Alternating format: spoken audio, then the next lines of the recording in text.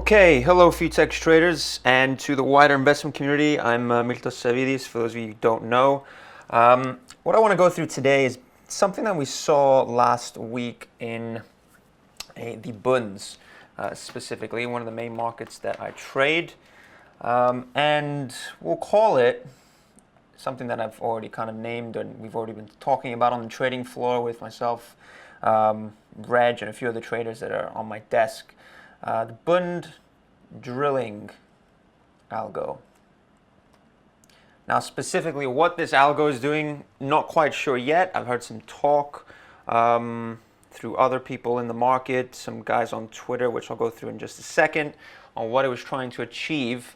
I tried to actually get this up on a replay. The replay wasn't actually capturing the one lots that were going through because it was so quick. So what I did a bit of searching on the trading floor. Found the young trader on our trading floor called Scott. He's a trainee, good trader on the floor, and he was telling me he had it, so I pulled it up. So thanks very much, Scott, for giving me this little flashback so I can show the rest of the world what we were looking at. We'll take a look at what it looked like, and then just kind of decipher what he was possibly trying to do and how he was trying to do it. So let's take a quick look over at this replay. It's a video, obviously. So we'll start that off. As you guys can see, we're trading 164.06s. This is obviously his mouse. Don't pay any mind to that, and don't pay any mind to his position. Obviously, he is on side, but we're paying attention to the price action we're seeing at market right now. So we've got currently trading 164.05s, just went offered 05s. Someone seems to be reloading a little bit at 05s right now. We haven't seen anything that looks like what we are looking for just yet. That's been reloaded now on the offer for 748 contracts, and then someone's now hit the market for 52 at 164.02. Now notice there, just very quick price action, just takes it offered, and now we're trading 04s. Again, offered 04s now. Let's just see how this plays out now that we've just gone offered two prices from 06. Now we're in the middle of this kind of distribution area. We've got a couple of lower volume nodes in here. Someone's just lifted 214 contracts, and notice quickly there's a quick reload at 04s. So 215 contracts try and take the market bid.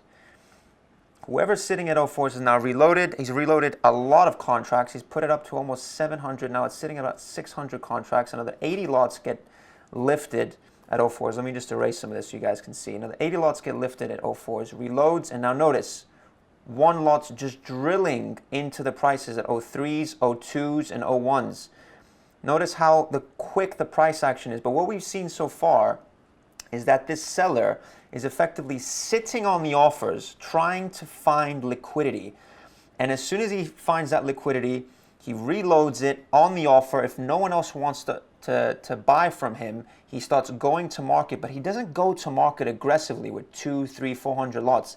He's drilling into the bids one by one by one lot. Now we've come all the way to double O's from 06s, literally by this guy reloading at 04s, and then again, we'll see him now potentially reload a little bit higher up. Now we've gone back up to 02s, from double O's to 02s.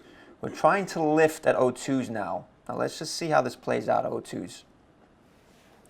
50, 60 lots just lifted there. 200, 300 contracts just lifted. 400, almost 450 contracts lifted at 02s. Again, more and more reloading. So it's not just the fact that he's drilling. He's got more liquidity behind that. So even though he's doing his one lots, look how he's doing these one lots, one by one. Just drilling one at a time into the 01s, one at a time, just drilling. And he's not trying to spook the buyers out. Now, if there's one thing we know here, is that he's doing one by one contracts, so he doesn't spook the buyers out of the way. So if he were to come in at market and start selling the full lot that he needs to do, he would take this market with the size that he's trying to do. He could take this easily down into the mid 90s or lower 90s. But what he's trying to do is actually act a little bit more passive on the offer, let people lift into him. He holds that offer, and then if that liquidity now drains a little bit and no one's actually buying into him, he then comes aggressively selling one lots at a time into the bid so he can effectively get the fill he wants.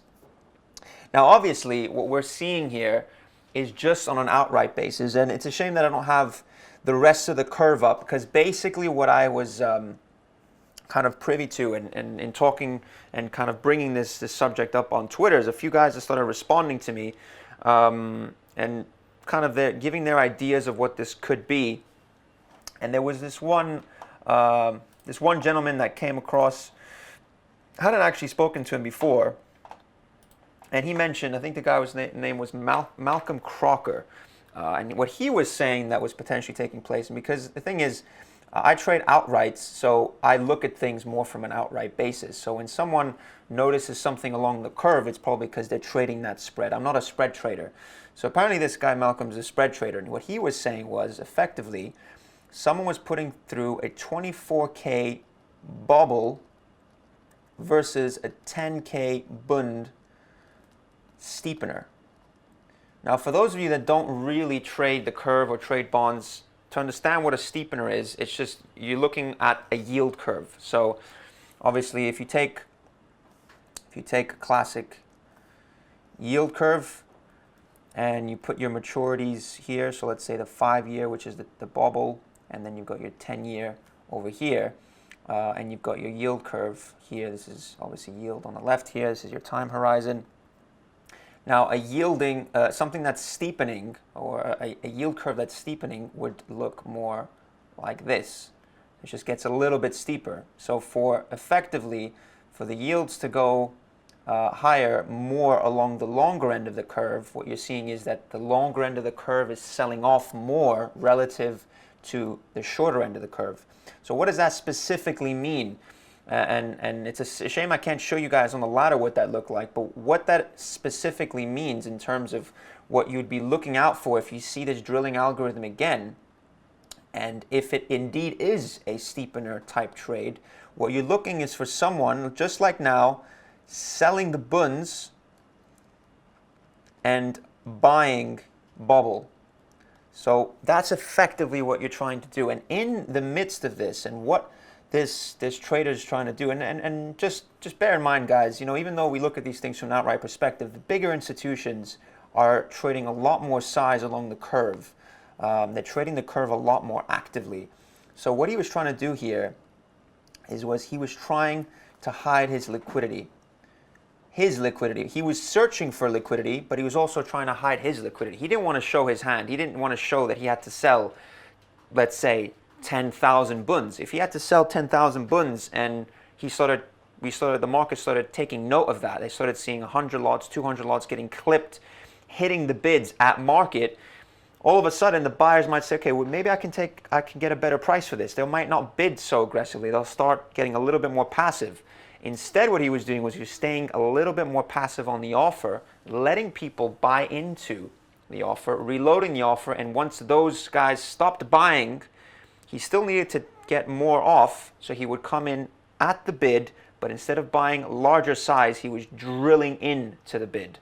So this is obviously my take on what's happened, just from what I've seen, what I've heard, and what I've understood. I think this more or less gives a clear picture on what he's been doing. The reason why I'm going through this, obviously, is because the markets are constantly changing, constantly moving, and as traders, we have to constantly adapt to these scenarios and these situations. And if this comes up again this week, next week, this month, at least we have an understanding of what might be happening. If you don't have a bubble ladder up, or a Schatz ladder up, or a Buxel ladder up, maybe pull it up and see what's going on. If it's a curve play, then try and understand what that means. So for example, if you're really bearish the bunds, well, you're not really going to see that move in the bunds if the bubble is just holding up and pegged towards its high. I remember on this day specifically, the bubble was very much pegged towards the high, so there was someone holding it up. Now, until you see that move in the bunds, you've got to wait till the bubble actually finds a decent offer, and that spread trader isn't actually putting that steepener trade anymore. And you want to see a whole curve actually sell off. So it's just giving a little bit of context, understanding what might have happened, and what we've seen so far in the Bunds recently. So just understand these little dynamics because it could give you potentially an edge in your trading. Well, that's basically what I wanted to go through for you guys, just short and sweet. Unfortunately, I couldn't get up on the replay to show you how we might have traded it, but in any case, I think you guys can start understanding what you could have done differently in that situation if it arises again. So thanks a lot, guys, for listening in. For those of you that are tuning in for the first time on our free stream, we do these every Tuesday. And we have tons of other streams, about 4 or 5 streams a day, so just tune in for those as well. My next stream's on Friday. I do the weekly market wrap, and I do also a weekly trading roadmap on Monday. So thanks, guys, for listening in, and we'll say bye for now. Cheers.